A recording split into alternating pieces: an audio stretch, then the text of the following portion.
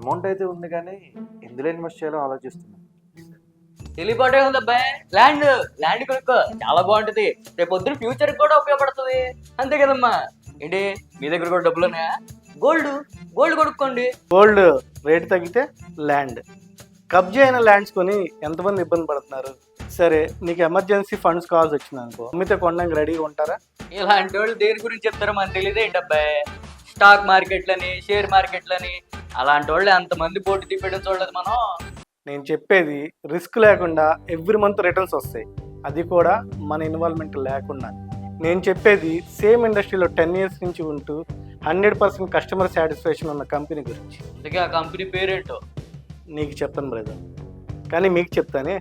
Stay tune to flip next for more updates.